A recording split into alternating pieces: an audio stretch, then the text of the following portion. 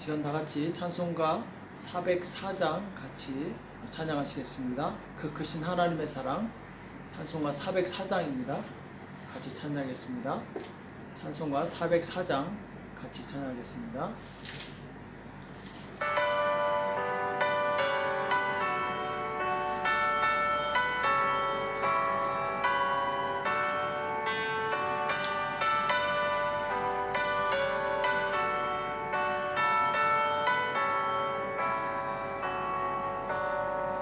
그 크신 하나님의 사랑 말로 다 영영 못하네.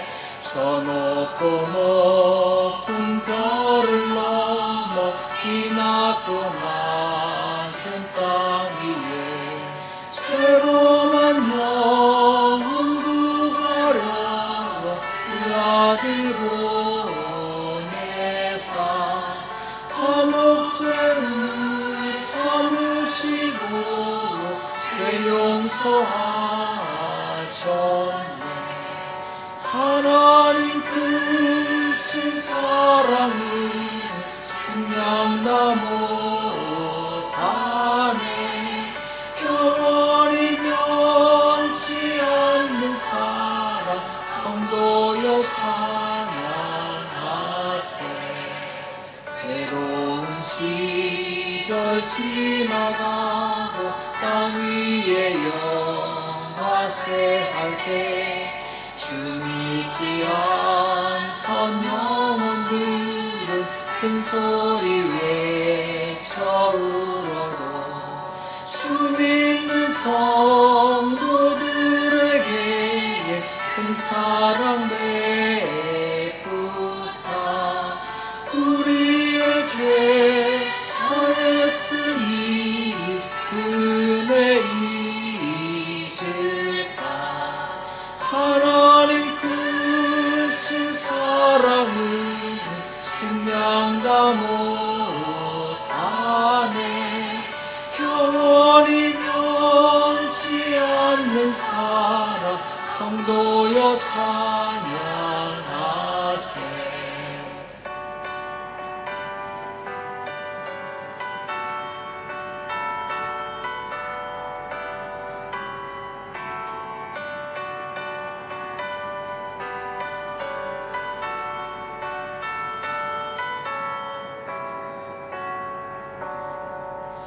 하늘을 두루마리 삼고 바다를 먹물 삼아도 한없는 하나님의 사랑 가기로 갈 수 없겠네.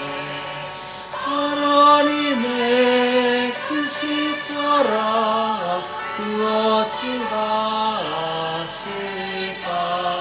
천을 높이 쌓아도 채우지 못하리. 하나님 크신 사랑을 증량 다 못하네.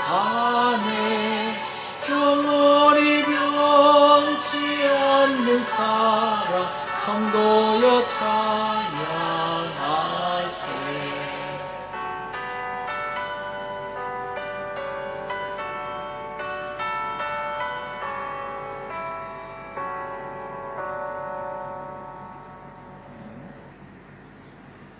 시간 다 같이 기도하시겠습니다.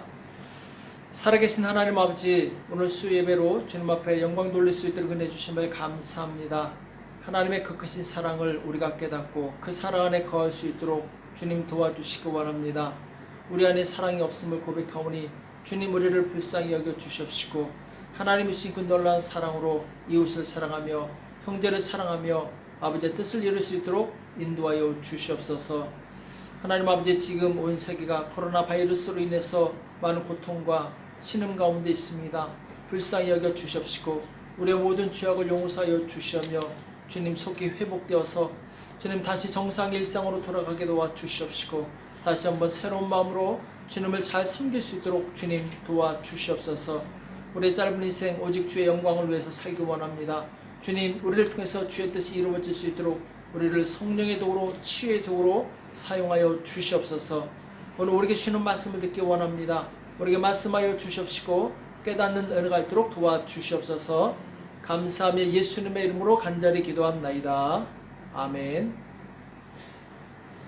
우리 하나님의 말씀 마가복음 보겠습니다. 마가복음 3장 1절에서 6절까지 말씀입니다. 마가복음 3장 1절에서 6절, 마가복음 3장 1절에서 6절까지 말씀을 우리 다 같이 합독하도록 하겠습니다. 마가복음 3장 1절에서 6절입니다. 같이 읽겠습니다. 시작. 예수께서 다시 회당에 들어가시니 한편 손 많은 사람이 거기 있는지라 사람들이 예수를 송사하려 하여 안식일에 그 사람을 고치는가 엿보거늘 예수께서 손 마른 사람에게 이르시되 한가운데 일어서라 하시고 저희에게 이르시되 안식일에 선을 행하는 것과 악을 행하는 것 생명을 구하는 것과 죽이는 것 어느 것이 옳으냐 하시니 저희가 잠잠하거늘 저희의 마음의 완악함을 근심하사 노하심으로 저희를 둘러보시고 그 사람에게 이르시되 내 손을 내밀라 하시니 그가 내밀매 그 손이 회복되었더라. 바리새인들이 나가서 곧 헤롯 땅과 함께 어떻게 하여 예수를 죽이고 의논하니라. 아멘. 사랑은 율법의 완성입니다 라는 제목으로 같이 말씀을 나누겠습니다. 자, 오늘 예수님께서 다시 유대인의 회당에 들어가셔서 이 말씀을 전하시는 내용이 나오는데, 자, 이번에는 회당에 들어갔더니 손 마른 사람이 거기 있는 것을 보게 됩니다. 그래서 예수님께서 그 사람에게 일어나라 하시고 그 손 마른 것을 고쳐주시니까 이 손 마른 사람이 회복되어서 다시 건강하게 되는 내용이 나오죠. 자, 그런데 정말 놀랍고 또 기쁜 소식인데도 불구하고 이것을 싫어하는 사람들이 있었어요. 왜냐하면 안식일에 병을 고치는 것을 아주 싫어했던 이 바리새인들이었죠. 자, 오늘 보면은 이 손 마른 사람에 대해서 예수님께서 보시는 관점과 이 바리새인들이 보는 관점이 전혀 다른 것을 보게 됩니다. 자, 예수님께서는 손 마른 사람을 보시고 불쌍히 여기십니다. 그리고 그 사람을 이 사랑하는 마음으로 치료해 주시죠. 자, 그런데 바리새인들은 그렇지 않죠. 지금 바리새인들의 관점은 이 사람이 치료받는가 안 받는가, 이 사람이 회복되는가 안 되는가, 이것이 이 관점이 아니라 안식일에 일을 하는가 안 하는가. 왜 그러냐면은 오늘 이 본문에 보면은 예수님을 송사하기 위해서 보고 있었다 이렇게 말씀하고 있어요. 송사는 곧 정죄하는 것이죠. 고발해서 그 사람으로 하여금 불이익을 당하고 심지어는 오늘 마지막에 나온 것처럼 이 죽일 수도 있는 그런 이 죽음에 이르는, 그래서 송사의 목적은 결국 예수님을 죽이는 것이죠. 여기 보면은 자, 똑같은 병자를 두고 예수님은 그 사람을 살리시는 분으로 나오고 바리새인은 그 사람을 죽이는 자로 등장하게 되죠. 그 사람뿐만 아니라 예수님도 죽이려고 하는 그런 이 모습으로 등장하게 되죠. 자, 예수님은 복음을 전하시는 분이셨고 바리새인들은 율법을 전하는 자들이었죠. 자, 여기서 복음과 율법의 차이점에 대해서 분명히 드러나게 되는데, 복음은 사람을 살리는 법이고 율법은 사람을 죽이는 법이라는 거예요. 자, 그 말씀이 로마서 3장 19절부터 24절까지 나오죠. 우리가 알거니와 무릇 율법이 말하는 바는 율법 아래에 있는 자들에게 말하는 것이니 이는 모든 입을 막고 온 세상으로 하나님의 심판 아래 있게 하려 함이니라. 자, 율법의 역할이 무엇이냐? 모든 입을 막아버린다. 이 말은 변명하지 말라는 거예요. 내가 의롭다고 변명하지 말라는 거죠. 왜? 율법 아래에 있는 모든 세상의 사람들은 하나님의 심판 아래 있다라는 거예요. 그 사람이 어떤 변론을 하든 어떤 자기의 이 행위를 정당화시키든 다 하나님의 심판 아래 있다라는 거예요. 그러므로 율법의 행위로 그 앞에 의롭다 하심을 얻을 육체가 없나니 율법으로는 죄를 깨달음이니라. 자, 율법의 역할이 무엇인지 말씀하고 있는데 율법은 죄를 깨닫게 하는 법이라는 거예요. 자, 율법은 하나님께서 이스라엘 백성에게 주신 법인데 지극히 선한 법입니다. 하나님의 백성으로서 마땅히 살아가야 될 아주 좋은 법이죠. 자, 그런데 이 율법은 죄가 죄로 드러나게 하는 역할을 할 뿐이지 이 율법이 그 죄를 없앨 수 있는 능력이 없어요. 그래서 이제 율법 외에 하나님의 한 의가 나타났으니 율법과 선지자들에게 증거를 받은 것이라. 자, 율법은 죄를 드러나게 하는 법이지 죄를 없애는 법이 아니기 때문에 하나님께서는 선지자들 통해서 바로 이 죄를 사하는 방법에 대해서 계속 말씀하셨죠. 그 말씀의 그 중심이 누구였느냐? 22절에 보면은 곧 예수 그리스도를 믿음으로 말미암아 모든 믿는 자에게 미치는 하나님의 의인이 차별이 없느니라. 자, 율법으로는 죄가 드러났지만 예수 그리스도로 말미암는 그 믿음은 바로 그 죄를 이기고 구원에 이른다라는 거죠. 죄 사함을 받을 수 있다라는 것이죠. 그래서 이 하나님의 의는 차별이 없습니다. 부자든 가난한 사람이든 이 병자건 건강한 사람이든 나이가 많든 적든 그것이 전혀 상관없고 오직 믿음으로 구원에 이른다라는 것이죠. 모든 사람이 죄를 범하였음에 하나님의 영광에 이르지 못하더니, 자, 모든 사람이 죄를 범하였음에, 이 말씀은 우리가 율법 아래에 있기 때문에 율법 아래에 있는 사람은 죄를 벗어날 수 없다라는 거예요.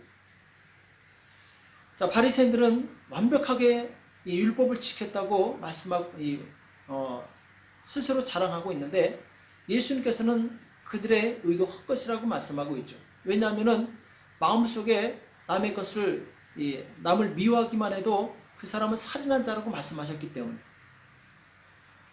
그러니까 이 세상에서 이 하나님의 법을 피해갈 사람이 없다라는 거죠. 모든 사람은 바로 마음속으로 지었던, 입술로 지었던, 어떤 행위로 지었던 다 죄 아래에 있기 때문에 그들은 하나님의 영광에 이르지 못합니다.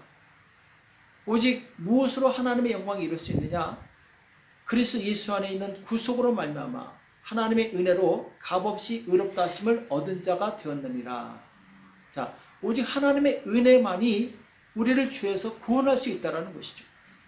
하나님의 은혜를 내가 감사함으로 받아들일 때 나는 그 믿는 믿음을 하나님께서 기뻐하시고 그 사람을 구원해 주시는 거죠.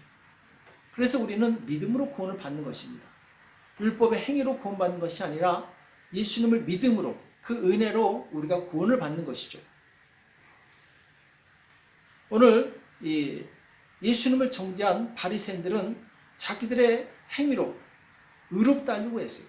그런데 그 결국은 어떻게 됐습니까? 지금 예수님을 죽이려고 도모하고 있어요. 그들에겐 참 생명이 없는 것이죠. 율법을 벗어나지 못하는 거죠. 은혜를 알지 못한 자들은 결국 이 하나님을 떠나서 죄를 짓는 자가 되게 돼요.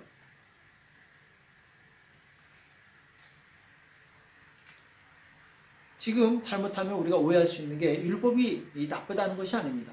율법은 선한 법이고 우리가 반드시 지켜야 될 법이죠. 그러나 이 율법을 지키는 것이 나의 의가 되고 나의 자랑이 된다면 이것이 바로 죄가 된다는 것이죠. 이 바리새인들은 율법을 지키려고 노력했어요. 그런데 문제는 이들이 자기들의 율법을 지키는 것이 자기들의 의가 되었다는 것이죠.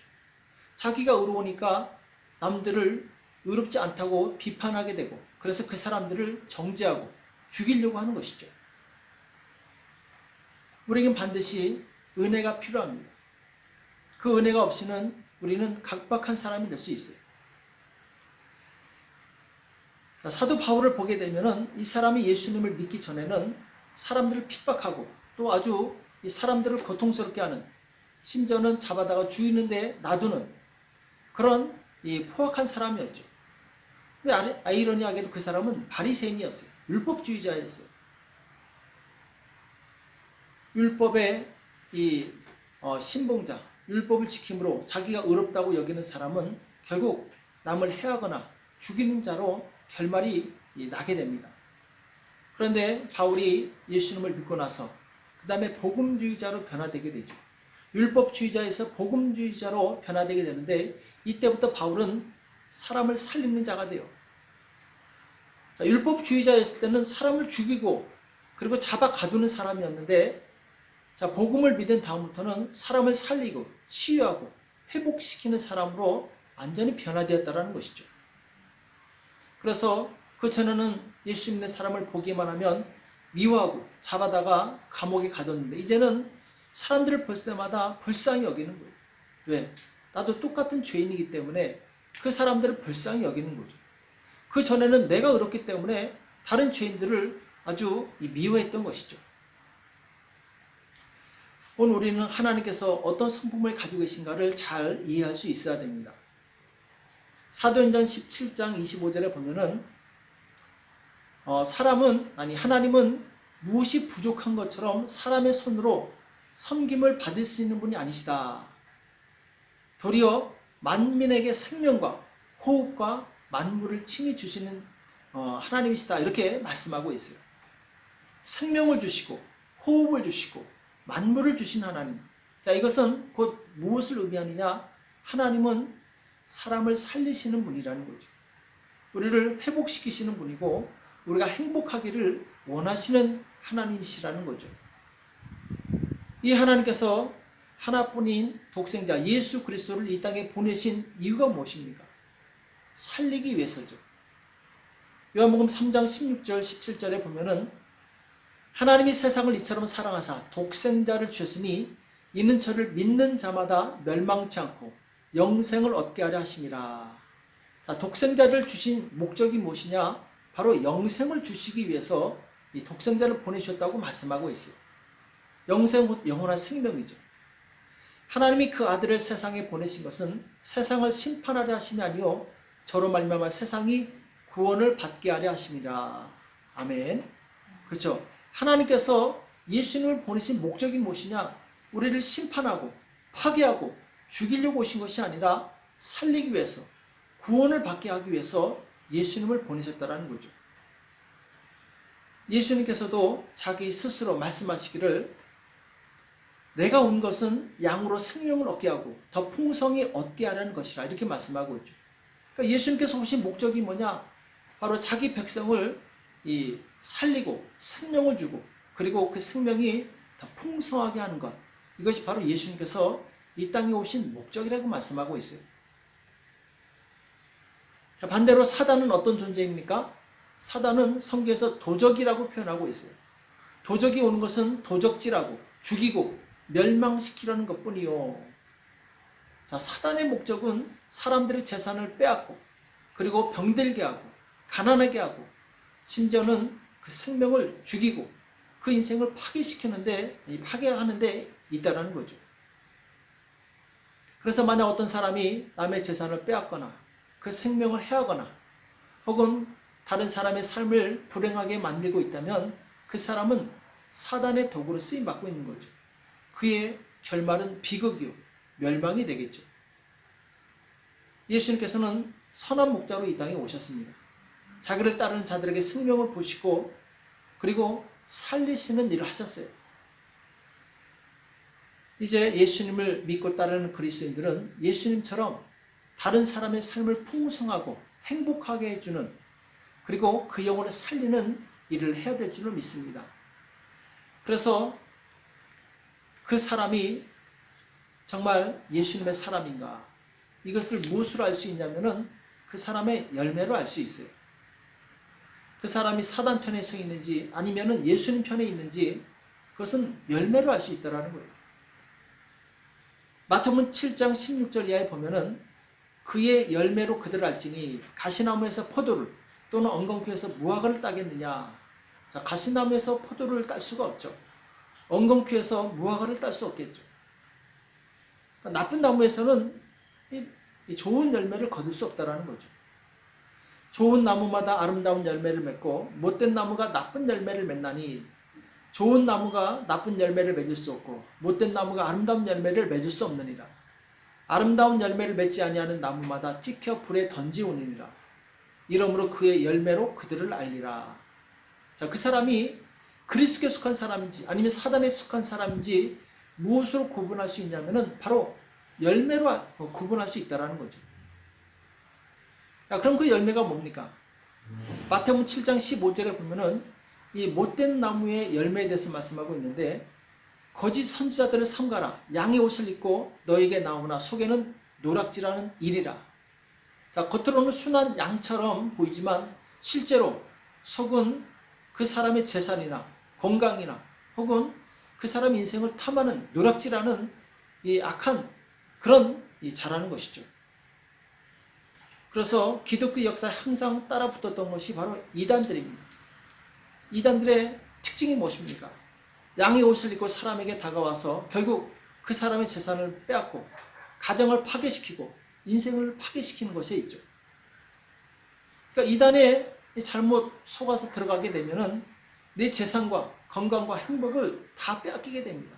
그러니까 우리는 굉장히 조심을 해야 돼요. 열매로 알 수 있는 거예요.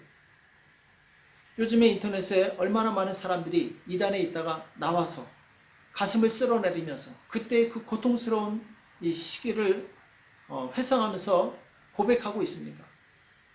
그것이 바로 그들의 열매예요. 이단에 속한 자들은 결국 사람을 고통스럽게 한다는 거예요. 그래서 참 진리, 예수 그리스도 안에 있는 참 진리와 그렇지 않은 이단을 구별하는 방법이 무엇이겠습니까? 고린도전서 16장 14절에 보면은 너희 모든 일을 사랑으로 행하라 이렇게 말씀하고 있어요. 이단들은 결코 사랑으로 행하지 않습니다. 그들은 자기 이익과 자기의 어떤 수단과 방법, 동원해서 목적을 이루는 데 있지 사랑에 있지 않아요. 그러나 참 진리신 예수 그리스도의 복음은 바로 사랑이 그 바탕에 있다라는 거예요. 너희 모든 일을 사랑으로 행하라. 자, 예수님께서 이 땅에 오셔서 행하신 모든 일들은 바로 사랑으로 행하신 일들이죠. 죄인들을 사랑하셨기 때문에 십자가에서 자기 몸을 들여서 죽으심으로 죄인들을 구원하신 것이죠. 또 아픈 자들을 사랑하셨기 때문에 그들의 병을 치료해 주시고, 또 귀신 들린 자들도 사랑하셨기 때문에 그들에게서 귀신을 쫓아내 주시고, 심지어는 죽은 자들도 살려내시게 되는데, 이 모든 바탕에는 예수님의 사랑이 있었다는 거예요. 고린도전서 16장 21절 이하에 보면은 사도 바울이 어떻게까지 얘기하냐면은 나 바울은 친필로 너에게 문안하노니 만일 누구든지 주를 사랑하지 아니하거든 저주를 받을지어다. 주께서 임하시느니라. 자, 주님을 사랑하지 않는 자에게는 저주를 받을지어다. 아주 무서운 말씀이죠. 왜냐하면 사랑이 기독교의 핵심이기 때문에, 사랑을 빼놓고는 우리 기독교를 말할 수 없기 때문에, 주 예수 그리스도의 은혜가 너희와 함께하고 나의 사랑이 그리스도 예수 안에서 너희 무리와 함께 있을지어다. 사도 바울은 예수 그리스도 안에 있는 그 사랑을 전달받았고 그 사랑으로 성도들을 사랑했어요. 그 사랑은 바로 예수 그리스도의 은혜로 말미암은 것입니다. 은혜는 뭡니까? 선물이죠. 조건이 없는 거죠. 그러니까 예수님의 사랑은 조건이 없어요. 우리를 사랑하시기 때문에 우리를 그냥 대가 없이 구원해 주시고 대가 없이 치료해 주신 거죠. 그런데 이단은 다르죠. 사랑으로 행하지 않습니다. 교주나 특정 집단의 이익을 위해 행동해요. 그래서 성도들의 이 재산을 빼앗고 가정을 파괴시키고 그리고 생명을 위협하는 일까지 하게 되죠. 사도 바울은 그리스도 안에 있는 참 진리에 속한 사람이었어요. 그래서 그는 모든 일을 사랑으로 행합니다. 소아시아 전역에 많은 교회를 세우고 많은 사람을 치료하고 그리고 이 하나님의 나라를 세우게 되는데 그 비결은 어디 있었느냐? 바로 사랑이 있었다는 거죠. 사랑하기 때문에 주의 말씀에 순종했고 사랑하기 때문에 바로 성도들에게 말씀을 전했고 사랑하기 때문에 그들을 치유하고 회복시켜 준 것이죠. 오늘 예수님께서 손 마른 자를 치료해 주신 것 역시 그 동기는 사랑이었습니다. 그 사람을 불쌍히 여기시고 사랑하셨기 때문에 그 사람을 치료해 주신 것이죠. 오늘 예수님 안에 있는 이 사랑이 그 제자들 마음속에 흘러내려갔고 그 제자들이 동일하게 사람들에게 복음을 전할 때 사랑으로 복음을 전했고, 병자를 치료할 때 사랑으로 치료하게 되죠. 오늘날 전 세계 복음이 전파될 수 있었던 것은 바로 주님의 사랑을 가진 그 제자들이 그 사랑을 실천한 결과입니다. 우리 또한 이 생명의 복음이 더 전파되기 위해서는 내 안에 그리스도의 사랑이 있어야 됩니다. 우리 그리스도인에게 가장 중요한 덕목이 있다면 바로 사랑이죠. 우리가 율법을 지키려고 애쓰기보다 사랑하려고 하시기 바랍니다.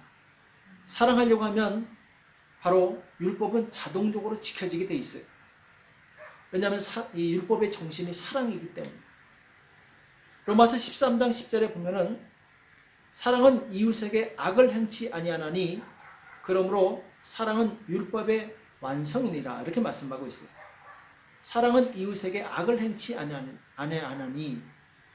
자, 율법을 대표하는 것이 바로 십계명인데, 십계명은 하나님을 사랑하고 이웃을 사랑하는 큰 두 가지 내용으로 요약이 되게 되죠.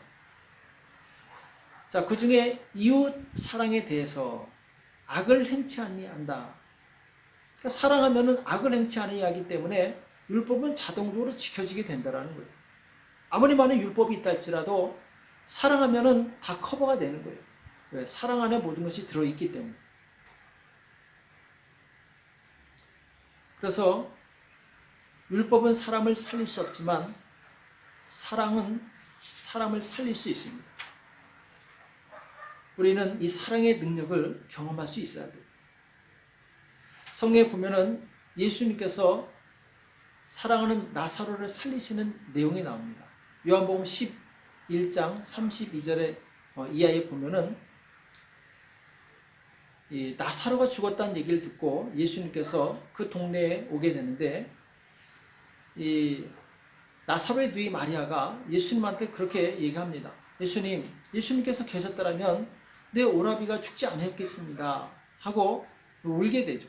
또 함께 있는 많은 유대인들이 오니까 예수님께서 마음에 통분이 여기시고 민망히 여기사, 그리고 35절에 보면은 예수께서 눈물을 흘리시더라, 이렇게 말씀하십니다.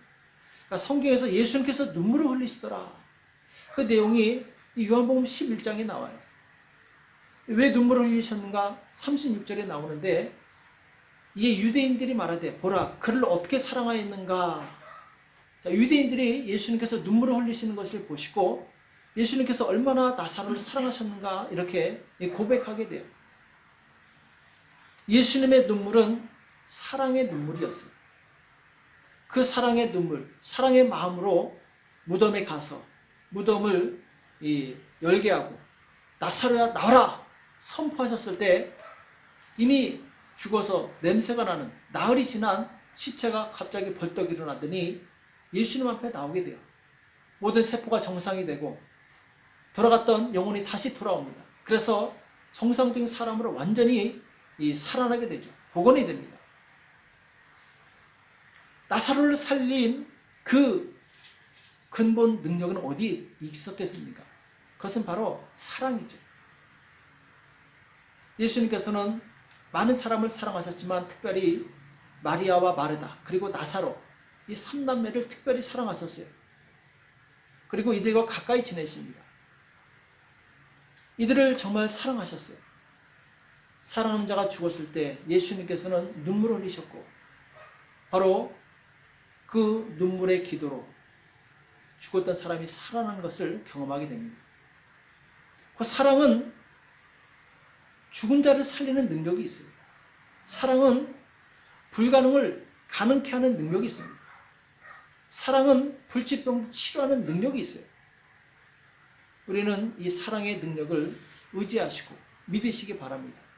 그래서 우리가 살아가는 모든 삶의 행동의 동기가 바로 사랑이 되어야 될 줄로 믿습니다. 우리의 이 모든 행위의 동기가 사랑이 될 수 있는 것은 바로 십자가에서 우리를 위해서 자신의 생명을 주신 바로 예수님의 사랑에 근거한 것이죠. 그래서 우리는 기도할 때도 내 이익을 위해서 기도하는 것보다 하나님을 사랑하는 그 사랑의 마음으로 기도할 때 더 빨리 응답을 받습니다. 자, 병자를 위해서 기도할 때도 정말 사랑하는 마음으로 기도하게 되면은 그 병이 더 빨리 낫게 돼요. 어떤 심각한 문제가 있을 때도 사랑하는 마음으로 기도하게 되면은 그 문제는 더 빨리 응답을 받게 됩니다. 속 해결이 되게 되죠.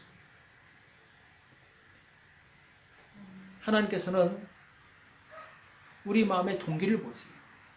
우리 마음에 정말 사랑이 있는가? 이것을 보신다라는 거죠. 다윗이 비록 많은 죄를 지었지만 그 마음 중심에는 하나님을 사랑하는 마음이 있었어요. 그래서 하나님께서 이는 내 마음에 합한 사람이다 이렇게 말씀하시게 되죠. 우리 마음 중심에 사랑이 있는지 한번 확인해 보시기 바랍니다. 사랑이 없고 율법이 있어서 남을 정죄하고자 한다면 하나님께서 기뻐하시지 않겠죠.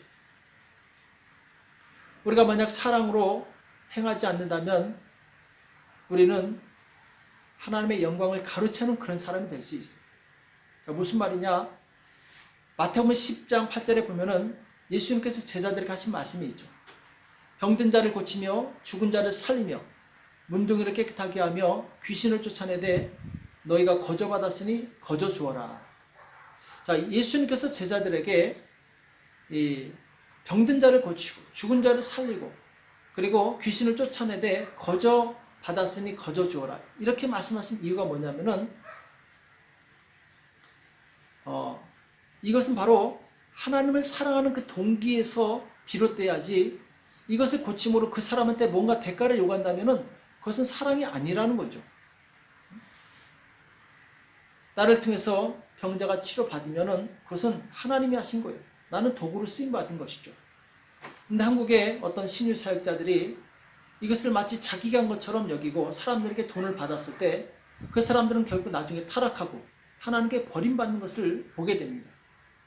사랑이 동기가 된다면은 나를 통해서 어떠한 기적이 일어난다 할지라도 그것을 내 것으로 취하지 않게 돼요. 내 영광으로 삼지 않게 됩니다. 그러나 하나님의 사랑으로 행하게 되면 어떤 기적이 일어난다 할지라도 교만하지 않고 겸손할 수 있어요. 영광을 하나님께 돌릴 수 있어요. 왜? 사랑이 근본이 되기 때문에. 사랑으로 시작되기 때문에. 근데 사랑이 없이 그냥 하게 되면 그 이적과 능력은 내 것이 되는 거예요. 자기가 영광을 취하게 되는 것이죠. 그럼 결국 하나님께 버림받는 수밖에 없습니다. 예수님께서 십자가에서 나의 죄를 위해서 죽으실 때 어떤 대가를 바라고 죽으신 것이 아니에요. 예수님께서 그 많은 병자들을 치료하시면서 대가를 받은 적이 한 번도 없습니다.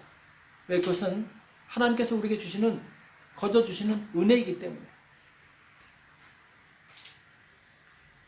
우리는 이 땅에 살아가면서 나를 통해서 정말 많은 사람들이 회복되고 치료받고 구원받는다 하더라도 그것이 나의 의가 되지, 하나님께서는 우리에게 능력을 주실 때 하나님의 영광을 나타내라고 능력을 주신 것이지, 하나님의 사랑을 나타내라고 바로 능력을 주신 것이지, 우리의 영광을 나타내라고 능력을 주신 것이 아니죠.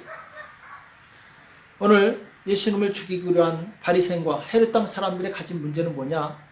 자기 영광을 위해서 이랬다라는 거예요. 자기 영광을 예수님한테 빼앗기니까 예수님을 죽이려고 한 것이죠. 다시 한번 말씀드리지만 사랑은 사람을 살리지만 정죄는 사람을 죽이게 돼요.